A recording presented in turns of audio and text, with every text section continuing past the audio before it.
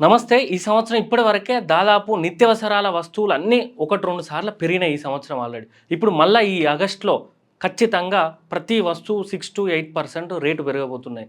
పాలు, బియ్యం, ఉప్పు, పప్పు, ఆయిలు, పెట్రోలు అన్ని ధరలు పెరగబోతున్నాయి.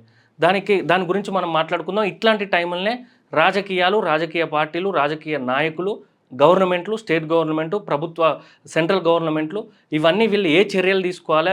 వీళ్ళ అవసరం ఇట్లాంటి టైంలో ఉంటది. వాళ్ళు ఏ విధంగా చర్యలు తీసుకుంటే రాష్ట్ర, దేశ ప్రజల మీద భారం తగ్గుతదనేది మనం ఈ వీడియోలో మాట్లాడుకుందాం. గత 4, 5 సంవత్సరాల నుండి ప్రపంచంలో ఒక కాడ కాకపోతే ఒక కాడ క్రైసిస్ వస్తున్నది, వార్ నడుస్తున్నది, యుద్ధాలొస్తున్నాయి. కాబట్టి క్రూడ్ ఆయిల్ అనేది బాగా డిస్టర్బ్ అయింది. సరే ఎక్కడో వెస్టర్న్ కంట్రీలనో, ఎక్కడనో రష్యాలనో ఇబ్బందయితే మనకేం ప్రాబ్లమ్ అంటే యాజ్ యూజువల్ క్రూడ్ ఆయిల్ అక్కడి నుండి ఇక్కడికి రావడం ఇబ్బంది. ఒక క్రూడ్ ఆయిల్ చేయబట్టి ఆ ఒక క్రూడ్ ఆయిల్ దాదాపు చాలా ఉత్పత్తులల్లో ఉపయోగించుతారు. ముఖ్యంగా ఈ ట్రాన్స్‌పోర్ట్‌కు కావాల్సిన పెట్రోల్, డీజిల్ అనేది క్రూడ్ ఆయిల్ నుండి దాదాపు 60-70% ఈ పెట్రోల్, డీజిల్ ఈ రవాణా ట్రాన్స్‌పోర్ట్‌కు సంబంధించి ఉపయోగిస్తారు. సరే మరి అది ఒక్కటి పెరిగితే ఇవన్నీ ధరలు ఎందుకు పెరుగుతాయి అని అనుకుంటే ఇప్పుడు ఏదన్నా మన ఇంట్లోకి కావాల్సిన నిత్యం 100 వస్తువులు మన ఇంట్లోకి కావాల్సి ఉంటది. రోజు రోజు పాలు, టీవీ కాడనుండి రకరకాల వస్తువులు, ఫోన్లు, చార్జర్లు అన్ని వస్తువులు మన ఇంటికడనైతే తయారు కావు. ఎక్కడనో తయారైతాయి. ఆ కంపెనీ దగ్గర తయారు కావాలంటే అక్కడ రా మెటీరియల్ ముడి సరుకు ఆ కంపెనీకి రావాలి.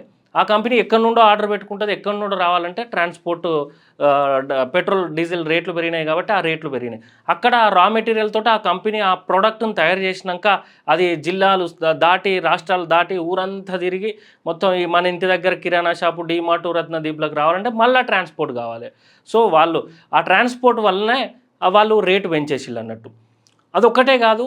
ఇప్పుడు క్రైసిస్ అనేది గత 2, 3, 4 సంవత్సరాలు ఉన్నది. ఇప్పుడు కొత్తగా స్టార్ట్ అయింది ఎల్‌నినో.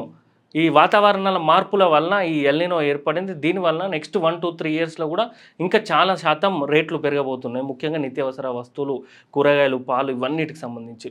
అయితే ఇక్కడ ఈ కొన్ని కంపెనీస్ ఉన్నాయి. ఇప్పుడు పేరు పోయిన కంపెనీస్ హిందుస్థాన్ యూనిలివర్ గానియండి, రకరకాల కంపెనీస్ ఉన్నాయి గదా మార్కెట్‌లో. ఈ హావెల్స్ గానియండి, లేకపోతే ఏషియన్ పెయింట్స్ అన్నీ ధరలు పెంచుతూనే ఉన్నాయి. ఇట్లాంటి కంపెనీలు చాలా టాక్టిక్‌గా అంటే అన్ని రకాల కంపెనీలు ఇప్పుడు నేను చెప్పినవే గాదు. చాలా టాక్టిక్‌గా ప్లే చేస్తున్నాయి. అంటే ఆల్రెడీ ఒకసారి మనం 8-10% రేట్లు పెంచినాం. మళ్ళీ ఇప్పుడు మూడోసారి ఈ ఆగస్ట్‌లో పెంచితే వినియోగదారులకు డౌటొస్తది. మళ్ళీ వాళ్ళు మన వస్తువులు కొనరని చెప్పి వాళ్ళు టాక్టిక్ ప్లే చేస్తారు. ఏంటిదనంటే ఇప్పుడు సపోజ్ ఒక ఎగ్జాంపుల్ ఒక రూ. 150 వస్తువు ఉన్నదనుకోండి. ఒక వస్తువు రూ. 150 ఆ వస్తువు బరువు కేజీ ఉన్నది. కేజీ వస్తువు రూ. 150 అనుకోండి. ఇప్పుడు మళ్ళా 8-10% పెంచాలంటే మళ్ళా 150 కాస్త 165 అయితే మొన్న 6 నెలల కింద అది 110, 120 ఉండే ఇప్పుడు 165 దాకా వచ్చింది అని ప్రజలు కొనకుండా ఉంటారు కాబట్టి 150 రేట్ ఎంఆర్‌పీ అనేది మార్చకుండా అట్లే ఉంచి ఆ కేజీ వస్తువు గదా! 950, 910, 850 గ్రాములను అట్లా తగ్గిస్తున్నారు. క్వాంటిటీ తగ్గిస్తున్నారు. ఆ విధంగా టాక్టికల్‌గా చేస్తున్నారు. అయితే ఇట్లా చేస్తా ఉంటే గవర్నమెంట్ కూడా ఏం చేయలేకపోతాన్నాయి. ప్రజలు ఏం మారలే గదా అనుకోని నిజంగా కొనుక్కుంటున్నారు. వాళ్ళు హ్యాపీగానే ఉన్నారు. ఒరిజినల్‌గా డీప్‌గా ఎళ్ళిపోయి చూస్తే మనం ఏదన్నా స్టోర్‌కెళ్ళి మనం కొంటాం గదా! జనరల్‌గా ఒక 5, 10,000 వస్తువులు కొన్నామనుకో నెలకు సరిపడా. ఆ 10,000 కాస్త 13, 14,000 అయితుంది బిల్లు.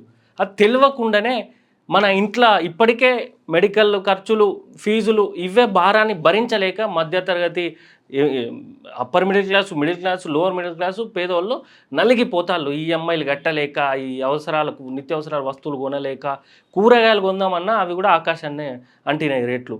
సో, ఇవన్నీ భారం పడతాంటే పేద ప్రజలు, మధ్యతరగతి ప్రజలు చాలా ఇబ్బంది పడుతున్నారు. అసలే రానున్నది పండుగల సీజన్. భారతదేశంలో ఎక్కువ నిత్యావసరాలు ఎక్కువ ఏ సామానైనా బంగారం, బట్టలు, చెప్పులు, కొత్త కొత్త టీవీలు ఎప్పుడు ఏమైనా కొనేటియన్నీ ఈ ఆగస్టు నుండి సెప్టెంబర్ వరకే జరుగుతాయి. ఎందుకంటే వినాయక చవితి ఉంటది, దసరా ఉంటది, దంతెరాసు, దీపావళి అన్ని పండుగలు ఉంటాయి కాబట్టి ఇప్పుడు ఇదే మంచి మార్కెట్. అయితే ఇక్కడ ప్రభుత్వాలు తీసుకోవాల్సిన చర్యలేంటి అంటే ఖచ్చితంగా ప్రభుత్వాలు చర్యలు తీసుకోవాలి. ఎందుకంటే మధ్య తరగతి కుటుంబాలు ఇబ్బంది పడతాన్నాయి. కాబట్టి ఏ చర్యలు తీసుకుంటే రేట్లు తగ్గియొచ్చు అనంటే ఫస్ట్ ముఖ్యంగా ఈ మధ్యవర్తిత్వం అనేది ఉంటది గదా! మన విద్యార్థులు రాజకీయ పార్టీ మొదటి నుండి మనం దీని మీద మాట్లాడుతూనే ఉన్నాం. ఈ మధ్యవర్తిత్వం అంటే బ్రోకరిజం. ఒక కాడ ప్రొడక్ట్ తయారు చేస్తే అది మనం కొనేదాకా మధ్యలో 10 మంది బ్రోకర్‌లుంటారు. కన్సల్టెన్సీలు ఉంటాయి కొన్ని సర్వీసెస్ బేస్డ్ వాటికి. అట్లా వాటిని తగ్గించే ప్రయత్నం గవర్నమెంట్ ఒక ఫిక్స్డ్ రూల్స్ తీసుకొచ్చి ఒక ఫ్రేమ్ వర్క్ ఒక ఫిక్స్డ్ రూల్స్ తీసుకొని వస్తే ఖచ్చితంగా బ్రోకర్ దగ్గర నలిగిపోయే ఆ 20-25% ఈ వినియోగదారు మీద ఎవరైతే కొంటారో వాళ్ళ మీద భారం తగ్గుతుంది. అండ్ రానున్న 4-5 నెలల్లో నిత్యావసర వస్తువుల మీద గవర్నమెంట్ ప్రజల కోసం పనిచేసే గవర్నమెంట్ అయితే జిఎస్టీ అనేది తగ్గించాలి. లగ్జరీ గూడ్స్ మీద పెట్టుకోండి, నో ప్రాబ్లం. నిత్యావసరాల వస్తువులు పాలు, ఉప్పు, పప్పు, నూనె, చక్కెర వీటి మీద ఖచ్చితంగా జిఎస్టీ అనేది ఇంకా తగ్గించాలి. అయితే ఇంకా వాతావరణం డిస్టర్బ్ అయింది, ఎల్నినో ఎంటర్ అయింది, మొత్తం వ్యవసాయ రంగం చాలా ఇబ్బంది పడుతుంది. ఇప్పటి నుండి 1-3 ఇయర్స్ ఇబ్బంది పడుతుంది. కాబట్టి మన ప్రభుత్వం గవర్నమెంట్ కానీ, స్టేట్ గవర్నమెంట్ కానీ, సెంట్రల్ గవర్నమెంట్ కానీ బయటికి పోకుండా స్టాకును నిల్వ చేయాలి. స్టాకును నిల్వ చేస్తే అంటే ఇప్పుడు ఉల్లిగడ్డలు కానీ, ఆలుగడ్డలు కానీ, మనం అన్నం కూరలో వేసుకునే ఐటమ్స్ అన్నిటినీ స్టోర్ చేయాలి. స్టోరేజ్లు, కోల్డ్ స్టోరేజ్లు, గిడ్డంగు సంస్థలు ఇట్లాంటివన్నీ బలోపేతం చేసి అందులో అవినీతి జరగకుండా చూస్తే అది మన ప్రజలకు ఈ బఫర్ స్టాక్ అంతా ఆడ నిల్వ చేస్తే మనకు నెక్స్ట్ ఉపయోగపడుతుంది, మళ్ళీ ధరలు పెరగకుండా ఉపయోగపడుతుంది. ఇంకొకటి వ్యవసాయ రంగానికి చాలా బలోపేతం చేయాలి. ఫస్ట్ వ్యవసాయ రంగానికి కావాల్సింది నీరు, విత్తనాలు నిల్వ చేయడం. ఈ నీరు ముచ్చట తీసుడుతోటి ఇరిగేషన్ ప్రాజెక్టులు వందల వేల కోట్లలో ఉంటాయి. ఎవడ అవినీతి చేస్తాడో ఏందో తెలియదు. ఏమైనా పేపర్ చూస్తే ఏసీబీ రైడ్లో 100 కోట్లతోటి చిన్న చిన్న అధికారులు కూడా దొరుకుతారు. వీళ్ళందరినీ నియంత్రించాలి. ఏదో నీరు అందియాలంటే ఇరిగేషన్ ప్రాజెక్టులు పట్టాలి కాదు, దానికి గవర్నమెంట్ సొమ్మును లక్షల మంది లూటీ చేస్తారు, 100 మంది లూటీ చేస్తారు అధికారులు, రాజకీయ నాయకులు. అది కూడా కంట్రోల్ చేయాలి. అది కంట్రోల్ చేస్తే ఈ ఇరిగేషన్ ప్రాజెక్టు ప్రతి ప్రజలకు ఈ నదుల నుండి వచ్చే నీళ్ళు సముద్రంలో కలవకుండా పంట పండించుకోవడానికి ఉపయోగపడుతుంది. మంచి పంట బయటకు వస్తుంది, ఉత్పత్తి మంచిగా అవుతుంది. దాని ద్వారా మన ఎక్స్పోర్ట్స్ తగ్గుతాయి, ఇంపోర్ట్స్ పెరుగుతాయి. అప్పుడు మన ఇండియన్ ఎకనామీ కూడా బాగుపడుతుంది. ఈ నకిలీ విత్తనాలు అమ్మే ముఠాలు, మార్కెట్లు, ఎంత ఫ్రాడ్ చేసే వాళ్ళందరినీ కంట్రోల్ చేయాలి. ఇవన్నీ చేయాలంటే పటిష్టమైన గవర్నమెంట్ వ్యవస్థ ఉండాలి. ఏదో అన్ని గవర్నమెంట్ బిజినెస్ చేయాలని కాదు, గవర్నమెంట్ చేసినా చేయకున్నా గవర్నమెంట్ సూపర్విజన్ అయితే ఉంటుంది కదా, ఆ ఫ్రేమ్ వర్క్ చేసుకొని కరెక్ట్గా మెయింటైన్ చేయాలి. లేదంటే మధ్యలో వీడు 100 కోట్లు, వాడు 200 కోట్లు, వాడి 50 కోట్లు అట్లా తినుకుంటూ వస్తూ ఉంటే, ఒక్క ప్రాజెక్టు మీద ఇంత తినుకుంటూ వస్తా అంటే నిత్యావసరాలు ధరలు కాదు, అసలు ఊపిరి పీల్చుకోవాలన్నా ధర అవుతుంది ఒకరోజు. సో ఇవన్నీ ఉండొద్దనే మంచి రాజకీయ నాయకుల్ని మనం ఎంచుకోవాలి. అది మన విద్యార్థుల రాజకీయ పార్టీల ఖచ్చితంగా మంచి నాయకులు, మంచి నాయకత్వంతో ముందుకు పోతుంది. కాబట్టి మీరు ప్రజలు మేము ఇట్లాంటి వాటి మీద పోరాటం చేయాలంటే మీ ప్రజల బలం మన విద్యార్థుల రాజకీయ పార్టీకి ఉండాలి. మీ బలం మాకు ఎంత ఉంటే అంత అధికార పక్షం మీద మేము పోరాటం చేసి కొత్త రిఫార్మ్స్ తీసుకురావడానికి మేము వాయిస్ ఇవ్వగలుగుతాము. ఎందుకంటే తెలియకుండా చాప కింద నీరులాగా అన్ని రేట్లు పెరిగిపోతున్నాయి. మనకేదో మనకు 1 ఎకరం ఉన్నది, 2 ఎకరాలని ఆ రేటు పెరిగింది కదా అనుకుంటాను, కానీ దాన్ని ఆ ఆస్తిని తినే భూతం అనేది మనకు చాప కింద నీరులాగా బయలుదేరింది.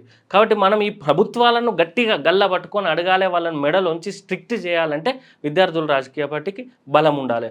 లేకపోతే రానున్న 3-4 సంవత్సరాలల్లో 50 రూపీస్ ఉన్న సోప్ కాస్త 85-90 రూపీస్కి వెళ్తుంది. ఏదో బంగారం రేటు, భూమి రేటు పెరిగితే సంతోషపడు కాదు. ఫస్ట్ మనం వాటిని ఏం చేయలేం. బంగారం బీరువాలు అట్లే ఉంటుంది, ఎప్పుడో ఫంక్షన్లకు వేసుకుంటారు, లేదంటే బ్యాంకులో కుదోబెట్టి లోన్ తీసుకుంటారు. ల్యాండ్ అయితే ఇక అది అట్లే ఉంటుంది, అమ్మలేము చేయలేము, ఏదో దాని మీద వ్యవసాయం చేసుకొని బతుకుతాం. ఆ రేట్లు పెరిగినాయని మురిసిపోయినాం అనుకో, ఈ రేట్లు అన్నిటిని మనం రోజు పొద్దున్న లేచినప్పటి నుండి, టీ తాగినప్పటి నుండి, ఫ్రిడ్జ్ కావాలన్నా, ఫోన్ కావాలన్నా, టీవీ చూడాలన్నా, ఇంకా ఇప్పుడు ఏఐకి ఛార్జెస్ వస్తాయి. ఇప్పుడు అందరం మనం చాట్ జీపీటీ ఇవన్నీ వాడుతున్నాం కదా ఏఐ. నెక్స్ట్ ఇయర్ నుండి సేమ్ ఈ డిటిపి మనం డిష్ లాగా మొబైల్ రీఛార్జ్ లాగా ఏఐ కూడా ప్రతి నెల 2,000-3,000 పెట్టి రీఛార్జ్ చేసుకునే రోజులు వస్తాయి. ఇట్లాంటి రోజులు వచ్చినప్పుడు కనీసం నిత్యావసర వస్తువులు వాటి మీద ధర అనేది నియంత్రణలు ఉండాలి. కాబట్టి విద్యార్థుల రాజకీయ పార్టీ దాని మీద పోరాటం చేస్తుంది. మీ మద్దతు మాకు కావాలి.